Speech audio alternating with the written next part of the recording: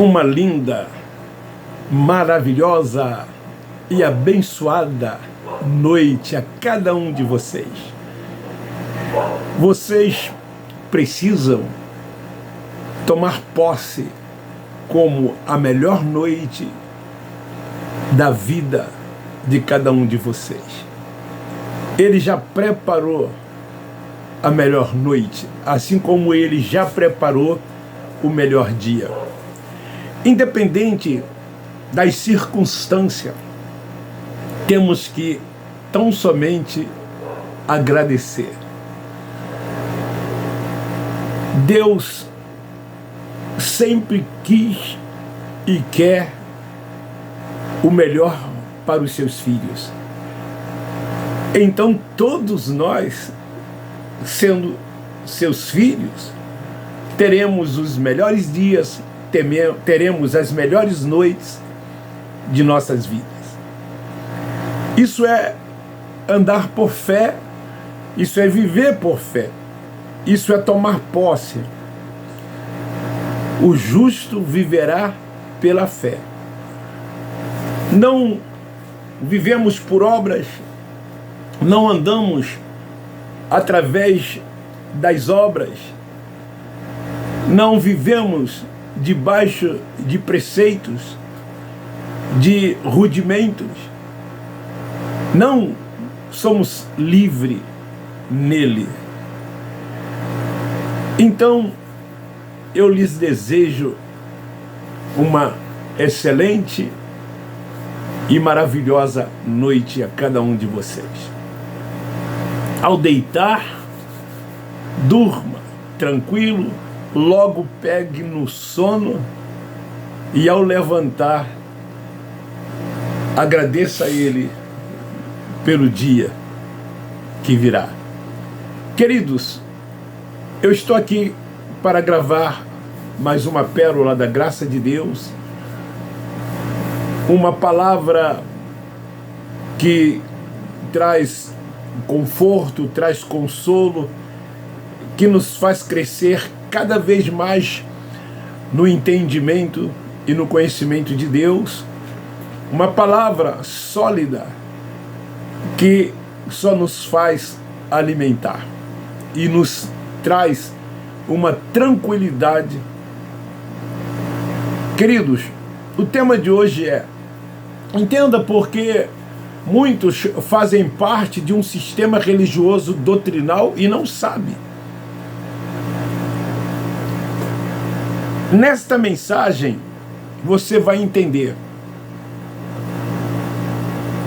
porque esses muitos, eles seguem o Cristo Nazareno nos dias da sua carne, ao contrário de seguir o Cristo ressuscitado.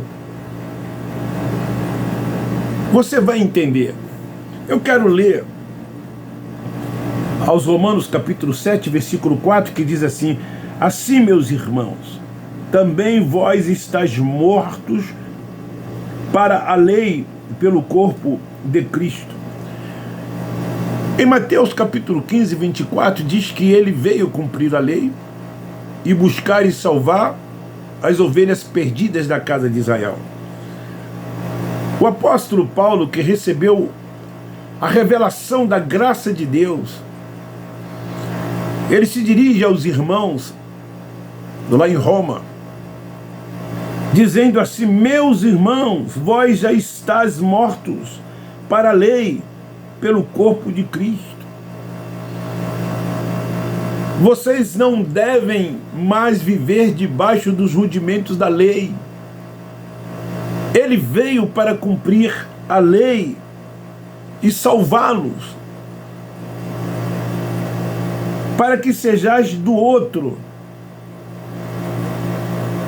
daquele que ressurgiu dentre os mortos, daquele que morreu, mas ressuscitou, daquele que trouxe a revelação da graça de Deus a Paulo, que era também um judaizante, praticante do judaísmo, mas aprove Deus separá-lo para receber toda essa revelação para que eles pudessem dar frutos para Deus, o que outrora eles não conseguiam, seguindo Cristo Nazareno nos dias da sua carne, na prática dos rudimentos da lei de Moisés. Deixe-me dizer uma coisa: os evangélicos, principalmente eles, não gostam de dizermos que eles fazem parte de um sistema religioso. É uma ofensa para eles afirmarmos isto. Mas eles fazem parte, sim, de um sistema religioso doutrinal. Eu fiz parte.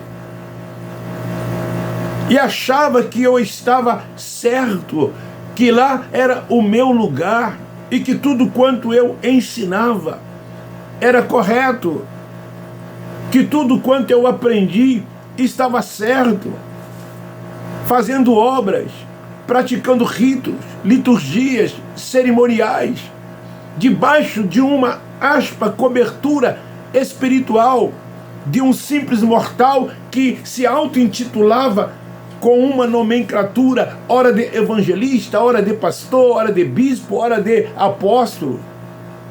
A próxima pode escrever semideus, porque na prática eles já são semideuses, porque as suas palavras são ordens, e os filhos de Deus que ainda estão com o véu posto sobre o rosto têm que acatar essas ordens, porque eles se dizem anjo da igreja, eles se dizem profetas, ungidos de Deus. Os seus ensinamentos levam os filhos de Deus a vê-los de uma forma diferente, como os intocáveis, como os separados, como homens de Deus, que devem serem honrados, aplaudidos e respeitados. E os filhos de Deus defendem esses homens, não querem que os toquem.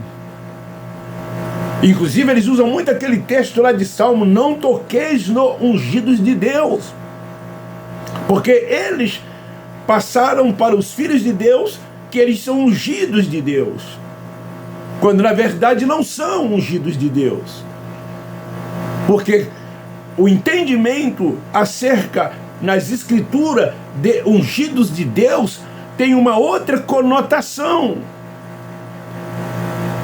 Eram os reis, eram os sacerdotes, que eram separados, que foram chamados, que receberam uma unção, ora para reinar, ora para representar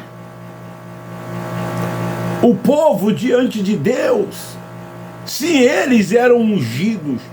Saul, por exemplo, quando Davi esteve próximo dele, ele não tocou no ungido de Deus, porque Saul foi ungido como rei, então ele era ungido. Davi era ungido. Jessé foi à sua casa, o separou e o ungiu como rei de Israel.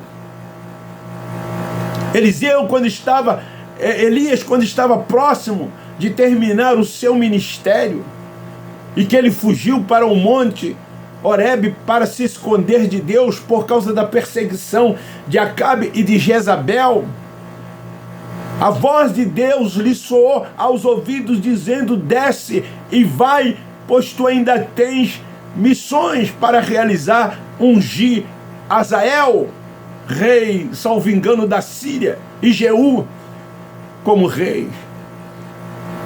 E então eles dizem que são ungidos de Deus. Eles não são ungidos de Deus. Eles não foram separados para tal missão como eles dizem terem, porque esse ministério já se encerrou. Não há mais ministério de profeta, de sacerdotes, de pastores, de mestres. Não há mais. Isso foi para um aion, para um período na história, teve a sua importância, teve o seu valor. Hoje todos nós somos filhos de Deus ninguém é mais do que ninguém, estamos no mesmo patamar, na mesma posição, porque Deus é Pai dos Espíritos. Na lei, tinha sim todas essas coisas, mas diz que ele veio para cumprir, ele cumpriu toda a lei, não há mais cerimoniais.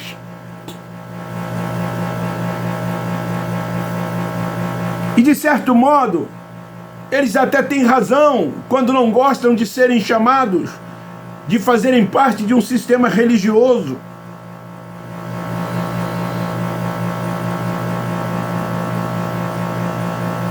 Pois eles acreditam, sabe, que não fazem parte desse sistema.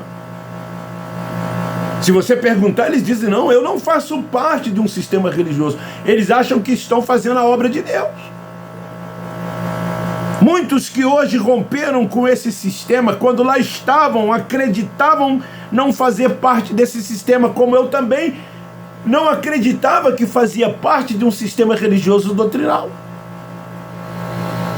Mas quando veio o entendimento do Evangelho da graça, graça neles, que foi revelado a Paulo, puderam então assim compreender que faziam parte sem saber de um sistema religioso doutrinal. E o que é que nós da graça de Deus fazemos? Combatemos esse sistema religioso doutrinal. Não as pessoas, mas o sistema doutrinal, sim, este nós combatemos. Por que nós também pensávamos assim? Porque não sabíamos separar o Cristo Nazareno do Cristo ressuscitado. O antes da cruz e o depois da cruz. Qual o Cristo que serve para nós gentios? Não somos gentios. Antes haviam dois povos, judeus e gentios. Qual o Cristo que serve para os gentios remanescente? O antes da cruz, que veio nascido de mulher judeu para cumprir a lei e buscar e salvar as ovelhas perdidas da casa de Israel? Ou o Cristo ressuscitado que trouxe a revelação da graça de Deus? Lógico que é o Cristo ressuscitado que trouxe a revelação da graça de Deus, porque o outro veio tão somente para os judeus, apenas, quer dizer, tão somente, buscar e salvar as ovelhas perdidas da casa de Israel, porque a lei foi dada para eles, e eles estavam debaixo da lei, debaixo dos rudimentos de Moisés, não conseguiram cumprir, então Cristo veio para cumprir por eles. O que na verdade importa para nós são as conquistas que são espirituais, as que vieram depois da cruz, conquistas essas que servem para todas as gerações após a cruz. Todos já nasceram perfeitos nele, novas criaturas. As nossas e as que virão, essas gerações, tudo quanto ele fez, servem e servirão para gerações futuras. O que acontece é que as religiões nunca tiveram nenhum interesse que soubéssemos e que nós saibamos dessas verdades. Eles não querem que nós saibamos dessa verdade. Eles não querem que a salvação na mente ocorra, que o entendimento venha aos filhos de Deus, porque a primeira atitude é sair dessas sinagogas, é sair de debaixo de preceitos, de autoridades de homens. Essa é a primeira atitude. E depois abandonam tudo quanto lá existem.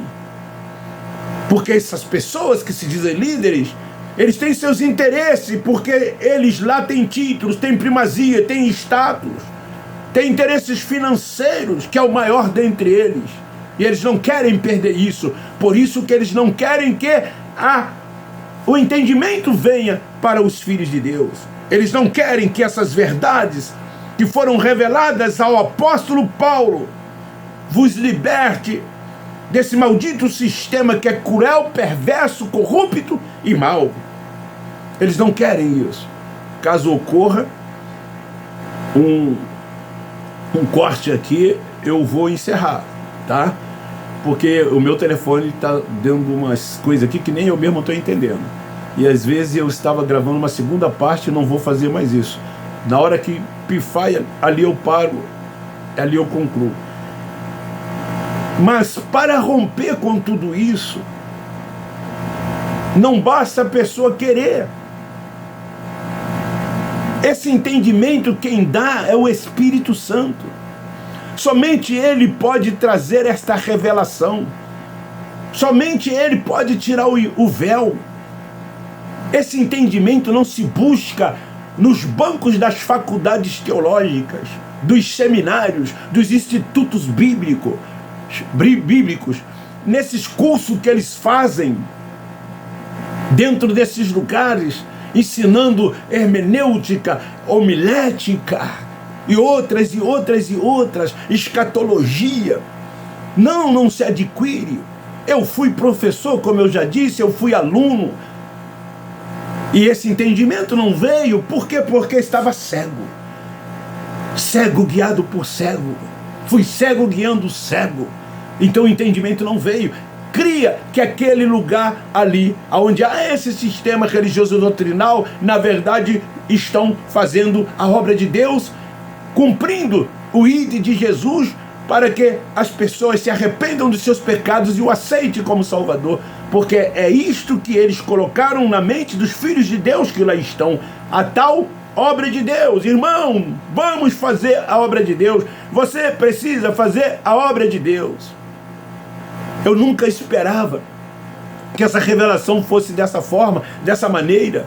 Eu não entendia a graça. Lia, mas não entendia, não compreendia, porque o véu estava posto. Mas quando a salvação veio na mente, como de 16:15 de Marco, ide por todo mundo e pregai o evangelho da circuncisão, para que eles pudessem crer na mente e fossem libertos da grande tribulação que estava por vir. A salvação sempre foi na mente. Então deixe-me dizer uma coisa: se você quer romper com tudo isso, só a revelação da verdadeira graça de Deus, que foi revelada a um único apóstolo, nos faz, quando esta revelação vem reinar em vida, crescer no conhecimento, o entendimento avançar cada vez mais, e aí então entender qual é a perfeita, boa e agradável vontade de Deus, e repousar naquele que tudo já fez, como está escrito em Efésios, capítulo 1, versículos 17 e 18. Tanto um quanto o outro vem de Deus. A salvação na mente. A salvação não é do Espírito, porque o Espírito nunca esteve em estado de condenação e de salvação. O Espírito veio de Deus. Segundo Eclesiastes 12:7, voltará para Deus. Mas a religião diz que as pessoas precisam serem salvas. Mas não é esta a salvação que lhe abre os olhos, que o faz despertar da morte espiritual, que o faz crer, que o faz reconhecer que, como filho de Deus, precisa ser guiado tão somente dirigido pelo Espírito Santo, que o faz romper com os homens, com o sistema, com a religião, e deixam de ser religioso e passa a amar o próximo cada vez mais, a não desfazer de quem quer que seja, respeitar a religião de quem quer que seja, não fazer acepção de pessoas, não discriminar ninguém por ter escolhido uma maneira, uma forma, um modo de viver. As obras da carne, cada um que semear vai colher. Com certeza vai colher. Mas quem semeia na carne são os carnais. Os espirituais não. Não vivem nas práticas das obras da carne. Entendem o que Paulo, apóstolo da graça, quis dizer em errar o alvo.